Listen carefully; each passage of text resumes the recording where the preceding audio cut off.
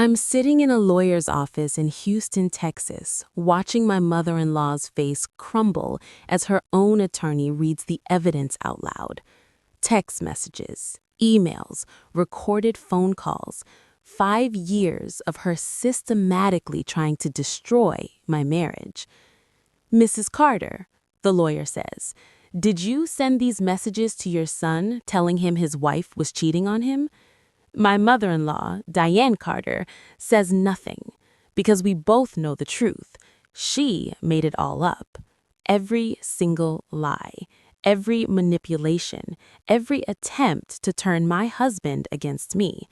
For 5 years, I thought I was going crazy, thought maybe I was the problem, but I wasn't. She was. And today, I finally proved it. Let me back up and tell you how I got here. How my mother-in-law declared war on me from the moment I met her son. How she spent 5 years trying to break us up. How I documented everything. And how I finally exposed her in a way she couldn't deny. This is the story of the longest, most exhausting battle of my life. And how I won. Before we dive into this mother-in-law nightmare, hit that subscribe button right now because this channel is all about real family drama where the truth eventually wins. Smash that like button if you're ready for over an hour of manipulation, gaslighting, private investigators, and the most satisfying takedown you've ever seen. Drop a comment telling me where you're watching from, New York, Atlanta, Los Angeles, and if you've ever had a terrible mother-in-law, let me know in the comments. You're definitely not alone. This is gonna be a long one, so grab your coffee or wine, whatever you need. Let's get into it. My name is Nicole Thompson. Well, Nicole Carter now. I'm 33 years old and I live in Houston, Texas. I grew up in a working-class Black family in the 3rd Ward. My mom was a postal worker. My dad drove trucks for a living. I have 2 younger sisters. We weren't rich, but we had everything we needed. Good childhood, lots of love. I went to Texas Southern University, got my degree in social work. After graduation, I got a job with Harris County Child Protective Services. It's hard work, emotionally draining, sometimes heartbreaking, but I love it. I help kids. I make a difference. I'm also close with my family, really close. We do Sunday dinners at my parents' house every week. My sisters and I text every day. We celebrate everything together. Birthdays, holidays, random Tuesdays when someone needs cheering up. My family is loud. We're opinionated. We argue sometimes, sure, but we love each other fiercely. That's just how we are. I dated casually through my 20s, nothing serious. I was focused on my career, on building my life. I figured love would happen when it happened.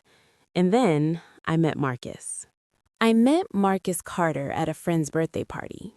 He was tall, 6'3", with this incredible smile. We got to talking and just clicked. He was funny, smart, kind, worked as an engineer for an oil and gas company downtown. We talked for 3 hours at that party, exchanged numbers. He texted me the next day asking me out to dinner. Our first date was at this little Ethiopian restaurant in Midtown. We talked about everything, our jobs, our families, our dreams. Marcus was easy to talk to, easy to be with. I have to warn you, Marcus said that first night. My family is intense, especially my mom. Intense how? I asked. She's very involved, very opinionated. She has high standards. I laughed. My family is loud and opinionated too. I'm sure we'll get along fine. Looking back, that was naive. But I was falling in love. I wasn't thinking about red flags. Marcus and I dated for a year before he proposed. It was perfect. He took me to Galveston Beach at sunset, got down on one knee, told me I was the love of his life. I said yes immediately. My family was thrilled. They loved Marcus. My dad called him son after knowing him for 3 months. My mom was already planning the wedding. When do I get to meet Marcus's family? Mom asked. Soon, I said. His mom wants to do dinner at her house. I was nervous but excited. I wanted Marcus's family to love me the way my family loved him. I had no idea what I was walking into. Diane Carter lived in Sugar Land, a wealthy suburb southwest of Houston. Her house was huge, two-story brick mansion with a circular driveway and perfectly manicured lawn. Marcus's dad had passed away 5 years earlier, heart attack at 52. It was just Diane now, living alone in that big house. Marcus was an only child, which meant all of Diane's attention was focused on him. We drove to her house for dinner on a Sunday evening. I'd dressed carefully. Nice dress, heels, pearl earrings my grandmother had given me. I wanted to make a good impression. Marcus squeezed my hand as we walked to the door. "You'll be fine," he said. "Mom's going to love you." Diane answered the door. She was 55, impeccably dressed in designer clothes, perfectly styled hair, expensive jewelry. She looked me up and down before speaking. "Marcus," she said, hugging him. Then she turned to me. "You must be Nicole. Not nice to meet you, not I've heard so much about you, just a statement of fact." "Yes, ma'am," I said, extending my hand. "It's wonderful to finally meet you." She shook my hand limply. "Come in." The house was immaculate. Everything looked expensive. Everything had its place. Diane led us to the dining room where she'd prepared dinner, and I use the term prepared loosely. It was catered food from an upscale restaurant, plated to look homemade. Dinner was uncomfortable. Diane asked me questions that felt like interrogations. "Where did you go to school?" "Texas Southern University." A slight pause. "Not University of Houston or Rice?" "No, ma'am. TSU was perfect for my social work degree." Social work. Another pause. That must be fulfilling, even if it doesn't pay well. Marcus jumped in. "Mom, Nicole does incredible work. She helps kids in crisis situations." "I'm sure she does," Diane said, in a tone that suggested she wasn't sure at all. She asked about my family, my parents' jobs, where we lived, my church. Each answer seemed to disappoint her more. "And your parents are still married?" she asked. "Yes, ma'am, 35 years. "How nice. Marcus's father and I were married for 27 years before he passed." The way she said it implied that my parents' marriage was somehow less valid because my dad wasn't dead. After dinner, while Marcus was in the bathroom, Diane looked at me. "You seem like a sweet girl, Nicole, but I need to be honest with you. Marcus is meant for great things. He comes from a good family. He has standards. I hope you understand what that means." "I think I understand," I said carefully. "Do you?" Diane smiled, but it didn't reach her eyes. "Because Marcus could have any woman he wants, women from his own background, women who understand his world." I felt my face get hot. "Mrs. Carter?" "I'm just being realistic, dear. Marcus is my only child. I want what's best for him. I'm sure you understand." Marcus came back before I could respond. Diane immediately switched to being warm and friendly, as if she hadn't just implied I wasn't good enough for her son. In the car going home, I told Marcus what his mother had said. "She didn't mean it like that," Marcus said. "She's just protective. Give her time. She'll warm up to you." But I knew better. Diane had made her position clear. She didn't want me with her son, and she was going to do everything in her power to break us up. After Marcus proposed, we set a wedding date for the following summer, about 14 months away. Plenty of time to plan. I was excited. My mom and sisters were excited. We started looking at venues, trying on dresses, making plans. Diane, however, was not excited. "You're rushing into this," she told Marcus when he shared the news. "You've only been dating a year. How can you be sure she's the one?" "I'm sure, Mom," Marcus said. "I love her." "Love?" Diane scoffed. "Love isn't enough for a marriage. You need compatibility, shared values, similar backgrounds." We have all of that, Marcus insisted. But Diane wouldn't let it go. Every time we saw her, she had something negative to say. Have you thought about how different your families are? Nicole seems nice, but do you really know her? Have you met all her friends? Are you sure you want to rush into marriage? You're only 30. You have time. Marcus tried to brush it off. She's just worried, he'd say. She'll come around once she sees how happy we are. But Diane's comments got under my skin. She had a way of planting seeds of doubt. We found the perfect wedding venue, a beautiful garden estate in Pearland. It had everything we wanted: space for 200 guests, beautiful outdoor ceremony space, elegant reception hall. We put down a deposit and booked it for June 15th. 2 weeks later, the venue called me. What? How is that possible? I'm not sure, but we have another wedding scheduled for that same day, and they booked first.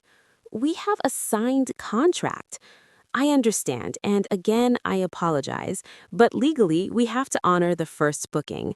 I was devastated. We'd have to start the venue search all over, and with only 12 months until the wedding, options were limited. When I told Marcus, he was furious. He called the venue himself, got the same story. It wasn't until weeks later that I found out the truth. Diane had called the venue pretending to be me. She'd canceled our contract, saying we'd changed our minds. Then she'd had a friend book the same date immediately after, ensuring we couldn't get it back. When I confronted her, she acted innocent. Why would I do such a thing? That's ridiculous, Nicole. Maybe you should check your voicemail. Perhaps you missed a call. She was gaslighting me, making me feel crazy for even suggesting it. But I knew, and she knew I knew, and she didn't care. Finding a wedding dress should have been fun. It was a nightmare. My mom, my sisters, and I went dress shopping.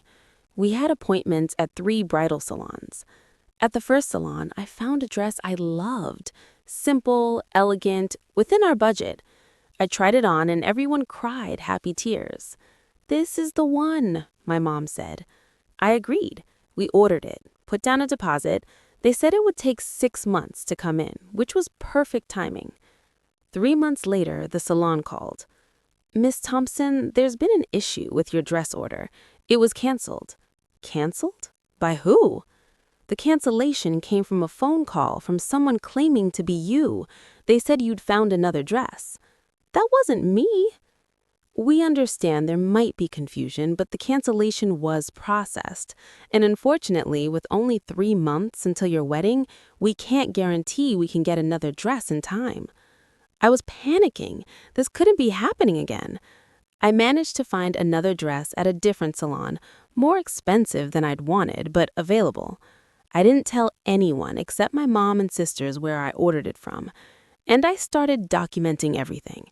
Every incident, every conversation with Diane, every strange occurrence. I was starting to realize this wasn't coincidence. This was sabotage. I tried to talk to Marcus about his mother's behavior. "Babe, I think your mom is sabotaging our wedding." "Nicole, that's crazy. Why would she do that?" "Because she doesn't want us to get married. She's made that clear from day one." "She's just protective. She's not sabotaging anything." The venue cancellation, the dress order being canceled, those aren't coincidences, Marcus. You don't have proof it was her. Who else would it be? Marcus got defensive. My mother loved my father. She wants me to be happy. She wouldn't deliberately hurt me by messing up my wedding. She doesn't think I make you happy. You're being paranoid, Nicole. I need you to try harder with her. Make an effort. Show her you're committed to our family. I was furious. I've been making an effort. She's the one who's hostile. She's not hostile. She's just particular. I realized Marcus was never going to believe me without solid proof. He was blind when it came to his mother. So I stopped telling him and I started gathering evidence on my own. 2 months before the wedding, Marcus's friends threw him a bachelor party in Austin. I trust Marcus completely. I wasn't worried about him cheating or doing anything inappropriate. He's not that kind of man. But Diane saw an opportunity. While Marcus was in Austin, Diane called me. Nicole, I think you should know something. A friend of mine saw Marcus at a club in Austin with a woman. They looked very close. My heart stopped. What? I didn't want to tell you, but as your future mother-in-law, I felt you deserved to know. Men will be men, especially at bachelor parties. Mrs. Carter, are you saying Marcus cheated on me? I'm not saying anything definitively. I'm just telling you what I heard. I called Marcus immediately. He answered, laughing, clearly having a good time. Babe, hey, we're just grabbing dinner. How are you? Did you go to a club? I asked. What? No, we're at a steakhouse. Why? Your mom said someone saw you at a club with a woman. Marcus went quiet. What? That's not... Nicole, I'm literally at Perry's Steakhouse right now with 8 guys. Hold on. He FaceTimed me, showed me the table, all his friends, all men, no women, no club. See, I don't know what my mom is talking about. When I called Diane back to tell her she was wrong, she acted confused. Oh, maybe my friend was mistaken, or maybe it was a different weekend. I'm glad it wasn't true, dear. She'd lied, deliberately, to try to create doubt between us. That's when I knew Diane wasn't just difficult, she was malicious. Despite Diane's best efforts, we got married. The wedding was beautiful. I'd managed to pull everything together. Different venue, different dress, but it was perfect. Diane showed up in a white dress at my wedding. Every woman knows you don't wear white to someone else's wedding. Oh, is this inappropriate? She asked when someone mentioned it. I didn't realize it's cream, not white. It was white, stark white, and she knew exactly what she was doing. During her mother of the groom speech, she said, I raised Marcus to have high standards, to value family, to choose wisely. I hope this marriage brings him all the happiness he deserves. Not, I hope they find happiness, not, welcome to the family, Nicole. Just a wish that Marcus would be happy, as if I was irrelevant. But we were married, despite everything. Marcus was my husband. I was his wife. I thought maybe, finally, Diane would accept it and back off. I was so wrong. We went to Jamaica for our honeymoon. 1 week, just us. No work, no family, pure relaxation. Or that was the plan. Diane called Marcus every single day, sometimes twice a day. Just checking in, baby, making sure you're okay. Mom, I'm on my honeymoon. I know, I just worry. You're so far away. The calls weren't even brief. She'd keep him on the phone for 30, 40 minutes, talking about nothing, about her day, about the house, about random things. It was clear what she was doing. She was reminding him that she existed, that she was still the most important woman in his life. On day 4, I lost it. Marcus, can you please tell your mother to stop calling? She's just checking in. We're on our honeymoon. Can she check in when we get back? Don't be like that, Nicole. She's lonely. My dad died. I'm all she has. The guilt trip. Diane had trained him well. I spent half our honeymoon annoyed. Our first week as husband and wife, and her mother was already inserting herself between us. After the honeymoon, we moved into a house we'd bought together in Katy, a suburb west of Houston. It was ours, our first home. I was excited to make it our space. Diane had other ideas. She showed up unannounced constantly. I was in the area. I brought food. I wanted to see how you're settling in. She'd rearrange my kitchen. This would be more efficient here, Nicole. She'd criticize my decorating. This couch is too modern. Marcus, didn't you like your father's leather furniture better? She had a key Marcus had given her for emergencies. She used it regularly. I'd come home from work to find her in my house, waiting for Marcus. "We need boundaries," I told Marcus. "Your mom can't just show up whenever she wants. She's helping us settle in. We don't need help. We need privacy. Nicole, she's my mother. I'm not going to tell her she's not welcome in our home." "I'm not saying she's not welcome. I'm saying she needs to call first." Marcus grudgingly agreed to ask his mother to call before visiting. Diane acted hurt. "Marcus, am I not welcome in your home anymore? Is Nicole trying to keep you from your family?" See what she did? Made it about her being rejected, not about basic boundaries. 6 months into our marriage, Diane started asking when we were going to have kids. "We're not ready yet," I'd say. "We want to enjoy being married for a while." "Don't wait too long," Diane would say. "Marcus needs an heir. The Carter name must continue." Heir, like we were royalty. Then one day, I came home from work early and found Diane in our house again. She was in our bedroom, going through our things. "What is you doing?" I asked. She jumped. "Oh, Nicole, I didn't expect you home." "What are you doing in our bedroom?" I wanted to put fresh sheets on your bed as a surprise." Bullshit. We had clean sheets, and even if we didn't, that's invasive. "Please don't go through our things," I said. "I wasn't going through anything. I'm trying to help." 2 days later, Marcus came home upset. "My mom called. She's concerned about you." "Concerned? Why?" "She said she found birth control pills in our bathroom. Nicole, are you on birth control?" "Yes. We agreed we're not ready for kids yet." "I know, but my mom thinks you're keeping it from me, that you're secretly trying to not get pregnant without discussing it with me." "We have discussed it. We both agreed to wait."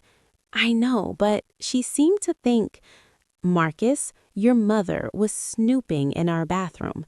That's the real issue here." "She was just putting away towels. She's invading our privacy, and now she's trying to create problems between us." Marcus didn't see it, or didn't want to see it. I'd been up for a promotion at work, supervisor position, more responsibility, better pay. My boss called me into her office. "Nicole, I need to ask you something. Are you planning to leave CPS soon?" "What? No. Why would you think that?" "I got a call from someone claiming to be a reference for you. They said you were applying for jobs out of state, that you were planning to relocate." My stomach dropped. "I'm not applying anywhere else. I love working here."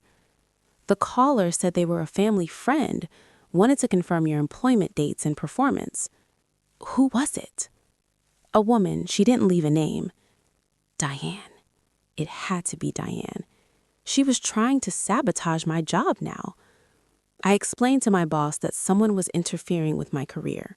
My boss believed me. I'd worked there for 5 years with a perfect record. But I didn't get the promotion. The seed of doubt had been planted. Marcus and I had a joint credit card for household expenses. One day, I got an alert for a large charge I didn't recognize. $3,000 at a jewelry store. "Did you buy jewelry?" I asked Marcus. "No. Did you?" "No." We called the credit card company. They showed us the charge, a necklace purchased at a Houston Galleria store. "Must be fraud," Marcus said. We disputed it. But then the store sent us security footage. The person who made the purchase was Diane. "She must have used our card by mistake," Marcus said. "Marcus, she spent $3,000 without asking. It was an accident." "An accident? She had to have our card number. She had to deliberately use it." When Marcus confronted Diane, she acted flustered. "Oh, sweetie, I thought that was my card.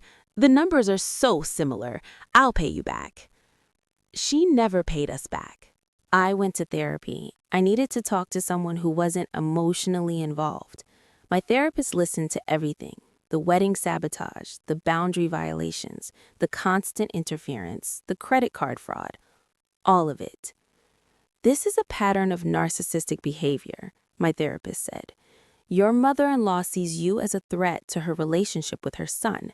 She's trying to sabotage your marriage. How do I make it stop? You need your husband on your side. Without his support, she'll keep doing this. He doesn't believe me. Then you need evidence. Document everything. Dates, times, what she said, what she did. You need proof he can't deny. So I started documenting everything. I bought a notebook, wrote down every incident, saved every text message, kept every email. I was building a case because I knew eventually I'd need it. So my mother-in-law is actively trying to destroy my marriage, sabotaging my career, invading my privacy, and my husband doesn't believe me. Hit that like button if you're frustrated on my behalf right now. Drop a comment telling me what you would do in this situation. And make sure you're subscribed, because I promise you this story has a satisfying ending. We're only halfway through. Let's keep going. Getting strategic. My therapist suggested I record my conversations with Diane. Texas is a one-party consent state, which means I could legally record conversations I was part of. I downloaded a recording app on my phone. The next time Diane came to visit, I made sure to record our conversation while Marcus was in the other room. "Nicole, can I speak to you privately?" Diane said sweetly. "Of course." We went into the kitchen. I had my phone in my pocket, recording. "I'm concerned about you and Marcus," Diane said. "Why?" "You don't seem happy. Marcus doesn't seem happy. I think you rushed into this marriage." "We're fine, Diane."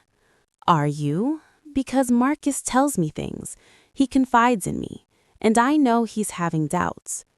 "He hasn't said anything to me." "Well, of course not. He doesn't want to hurt you.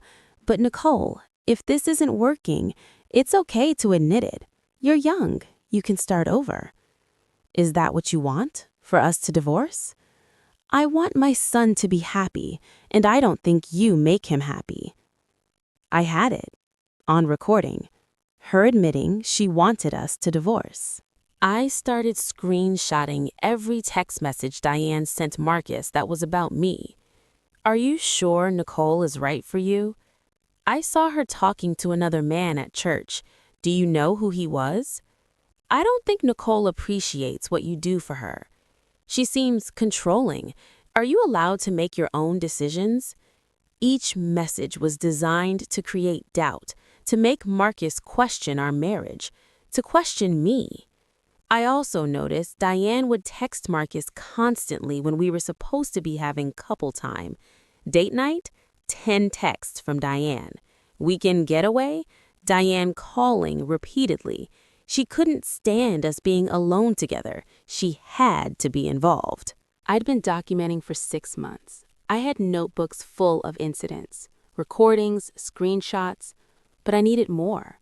I needed to know if Diane was doing things I didn't know about. So I hired a private investigator. His name was James Rodriguez, retired Houston police detective, now doing private investigation work. I told him everything, showed him my documentation. "This is good," James said. "You're thorough, but let me dig deeper, see what else I can find." James started following Diane, discreetly, just to see what she was up to. What he found was shocking. James came back after 2 weeks with a report. Diane had been calling my employer multiple times over the past year, pretending to be different people, asking about my performance, planting doubts about my reliability. She'd also called Marcus's employer, telling them she was concerned about Marcus's stress levels at home, that his wife was unstable and it was affecting his work. She'd been spreading rumors about me at their church, telling people I was controlling, that I'd isolated Marcus from his family. She'd even contacted my parents, pretending to be a concerned friend, asking if they knew I was struggling in my marriage. My parents, bless them, told her to mind her business. This woman is conducting a smear campaign against you. She's trying to destroy your reputation, your career, and your marriage. Can I use this in court? Absolutely. This is harassment, defamation, possibly worse. The moment of truth. I sat Marcus down. No distractions, no phones, just us. I need you to look at something. I showed him everything. The notebook documenting 5 years of incidents, the recordings, the text messages, the PI report. Marcus listened. His face went from skeptical to confused to horrified. "This can't be right," he said. "My mom wouldn't..." "Listen to the recording." I played the recording of Diane admitting she wanted us to divorce. Marcus went pale. "Read the PI report." He read about her calling our employers, spreading rumors, contacting my parents. "Oh my God," Marcus whispered. This whole time, I was telling you, and you didn't believe me." "Nicole, I'm so sorry. I didn't see it. I didn't want to see it."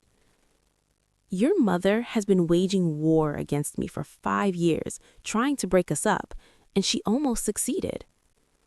Marcus was crying now. "What do I do?" "We confront her, together, with all of this evidence, and we make her stop." We invited Diane to our house, told her we needed to have a family meeting. She came, all smiles. "What's this about, darlings?" Marcus and I sat across from her at the dining table. I had my folder of evidence. "Mom, we need to talk about your behavior," Marcus said. Diane's smile faltered. "What behavior?" "Your behavior toward Nicole, your attempts to sabotage our marriage." "Sabotage? Marcus, that's absurd." I opened the folder, laid out the documentation, the timeline, the recordings, the PI report. Diane's face went from confused to shocked to angry. "You had me followed?" she shrieked.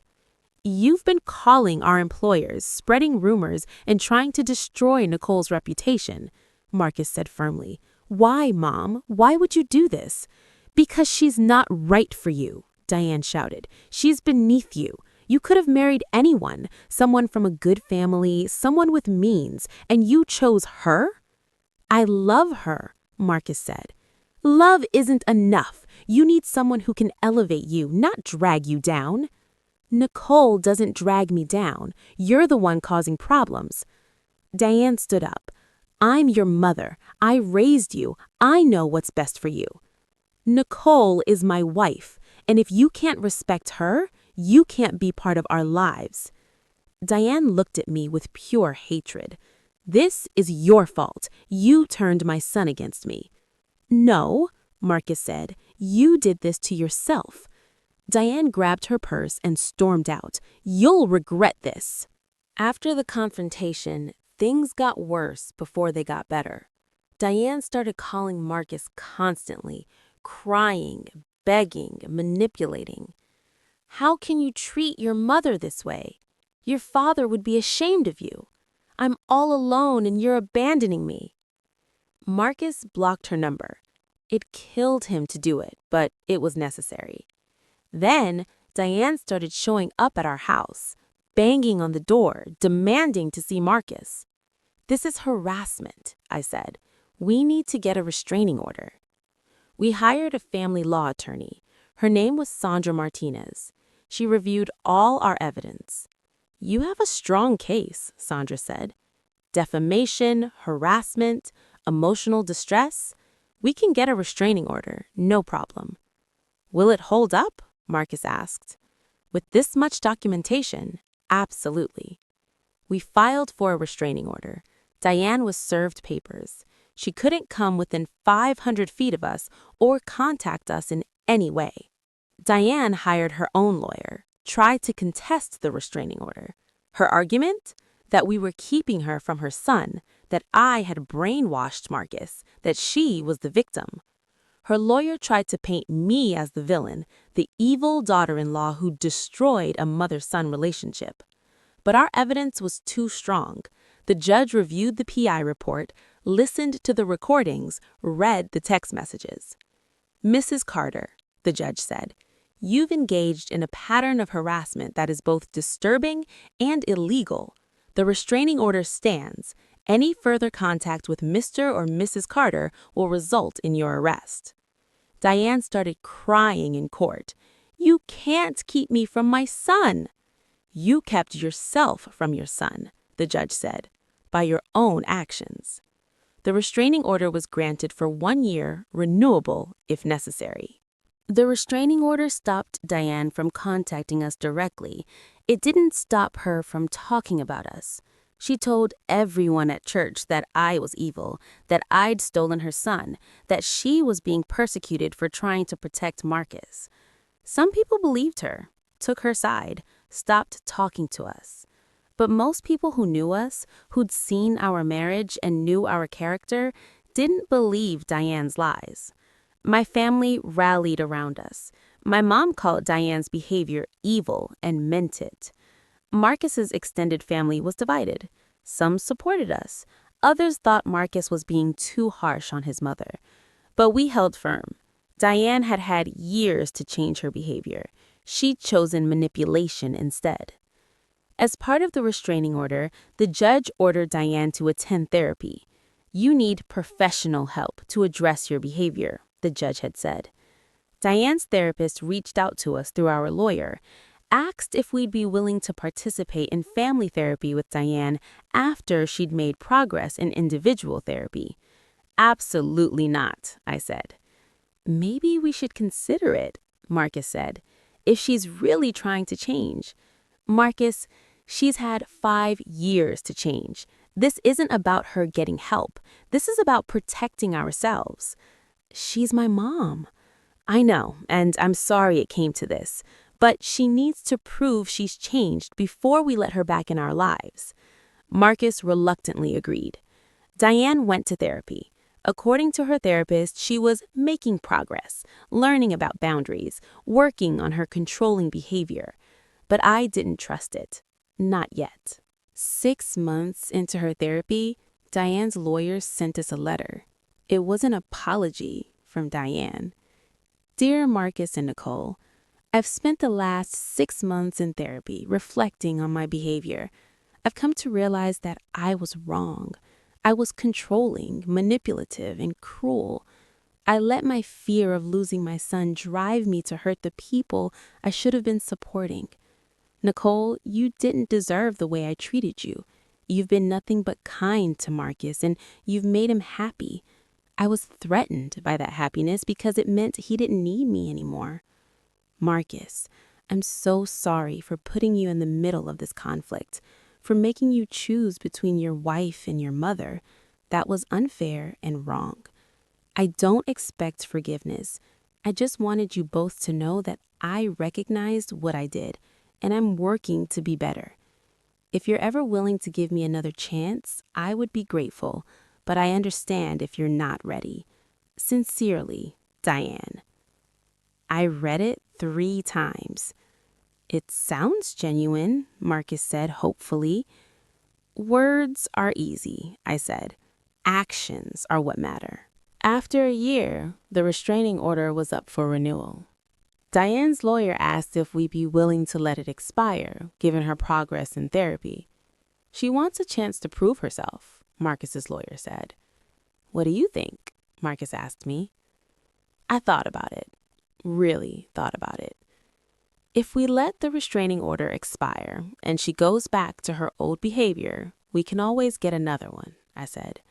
"But I'm not ready for regular contact. Baby steps." We agreed to let the restraining order expire, but we set strict boundaries. No unannounced visits, no calls after 8 p.m., no discussions about our marriage or parenting choices. We weren't even pregnant yet, but we wanted that boundary set.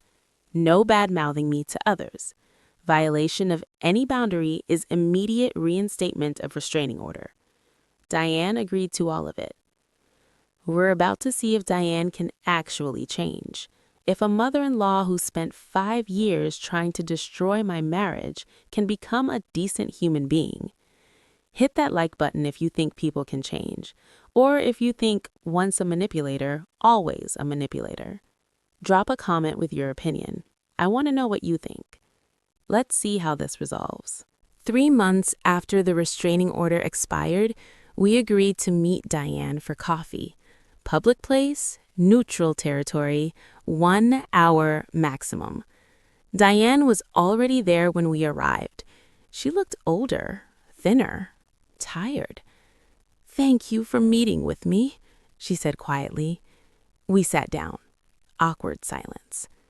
"I meant what I said in my letter," Diane continued. "I'm sorry for everything. I don't expect you to forgive me right away, but I hope we can start somewhere." "Why did you do it?" I asked. "What did you have to gain by trying to break us up?" Diane took a deep breath. "Fear. When Marcus's father died, I lost my purpose. My whole identity was wrapped up in being a wife and mother. When Marcus got married, I felt like I was losing him too, like I wasn't needed anymore." "So you tried to sabotage his happiness?" Marcus's voice was hard. "I convinced myself I was protecting you, that Nicole wasn't good enough. But the truth is, I was jealous. Jealous that someone else made you happy, that you didn't need me anymore."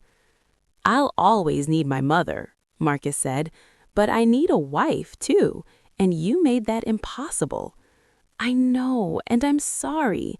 I'm working on it, learning to let go, to be supportive instead of controlling." We talked for an hour. It was uncomfortable, sometimes painful, but it was honest. At the end, I said, "I'm willing to try, but boundaries are non-negotiable. 1 violation and we're done." "I understand," Diane said. "Thank you for giving me a chance." Over the next year, Diane made real efforts to change. She called before visiting. She didn't criticize my cooking or my decorating. She didn't make passive-aggressive comments. When we announced I was pregnant, a surprise but welcomed, Diane's response was appropriate. "Congratulations, I'm so happy for you both." Not "finally" or "about time" or anything manipulative, just genuine happiness. She asked permission before buying baby gifts, respected our parenting decisions, didn't overstep. It was weird. This version of Diane was so different from the one I'd known for 5 years. "Do you trust her?" my sister asked. "Not completely," I admitted, "but I'm willing to keep trying." Our daughter, Maya, was born on a Tuesday in March, 7 pounds, 8 ounces. Perfect. We called Diane from the hospital. "She's here," Marcus said. "Maya Grace Carter." Diane cried happy tears. "Can I visit?" "Tomorrow," I said. "Give us tonight as a family." "Of course, whatever you need." The next day, Diane came to the hospital. She brought flowers, for me, not just Marcus. She asked permission before holding the baby. She didn't criticize anything. "She's beautiful," Diane said, tears in her eyes. "Thank you for letting me be part of this." It was the first time I'd seen genuine humility from her. After Maya was born, we had to set new boundaries with Diane. "You can visit twice a week, but please call first. We're not taking parenting advice unless we ask for it. If you criticize Nicole's parenting, your visit ends immediately." Diane agreed to everything, and for the most part, she respected it. There were moments when I could see her old tendencies creeping back. A comment about how she would do things differently, a suggestion that felt like criticism. But when I called her out on it, she apologized. "You're right, I'm sorry, old habits." The fact that she acknowledged it and corrected herself, that was growth. Our marriage counselor suggested family therapy, me, Marcus, and Diane. "You've been through trauma as a couple," the counselor said. "Family therapy can help everyone heal." We agreed. Once a month, the 3 of us met with a therapist. In those sessions, Diane talked about her fears, her loneliness after her husband died, her terror of losing her son. I talked about the hurts, the betrayal, the 5 years of gaslighting. Marcus talked about feeling torn, guilty for not believing me, angry at his mother for putting him in that position. It wasn't always comfortable. Sometimes it was painful. But slowly, we started to heal. "I'll never fully trust you," I told Diane in one session, "but I'm willing to build something new, different from what we had before." "That's all I can ask for," Diane said. It's been 3 years since that coffee shop meeting with Diane. Maya is 2 now, walking, talking, full of personality. She knows her grandmother, loves her even. Diane is a good grandmother, surprisingly good. She respects boundaries, doesn't overstep, shows up when invited, and leaves when asked. Is it perfect? No, but it's functional. Marcus and I are stronger than ever. Therapy helped us rebuild trust. We communicate better now, set boundaries together, presents a united front. My career recovered. I did eventually get that promotion. My boss respects my work and my dedication. My relationship with my own family is closer than ever. They were my rock through the worst of it. And Diane, she's still in therapy, still working on herself. She's joined a grief support group, made friends outside of Marcus, built a life that doesn't revolve entirely around her son. "I'm proud of her," Marcus said recently. "It couldn't have been easy to admit she was wrong, to change." "It wasn't," I agreed, "but she did it. That's what matters." If I could go back and give myself advice 5 years ago, here's what I'd say. Trust your gut. I knew something was wrong from day one. I should have trusted that feeling. Document everything. That documentation saved my marriage. Proof is powerful. Don't suffer in silence. I should have been more vocal earlier, should have demanded Marcus take my concerns seriously. Set boundaries early. We should have set boundaries with Diane from the beginning, might have prevented some of this. You can't force someone to change.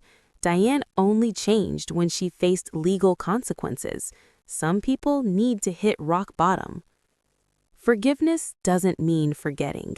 I've forgiven Diane for my own peace, but I'll never forget what she did. Your partner has to have your back. If Marcus hadn't eventually believed me, our marriage wouldn't have survived. Therapy works. Individual therapy, couples therapy, family therapy, all of it helped. If you're dealing with a toxic mother-in-law, here's my advice. Document everything, every incident, every text, every weird thing that happens. You'll need it. Get your spouse on your side. This is critical. You can't fight this battle alone. If your spouse won't believe you, get evidence they can't deny.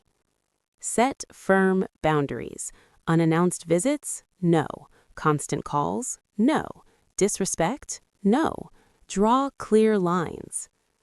Don't be afraid to get professional help. Therapists, lawyers, private investigators, whatever you need.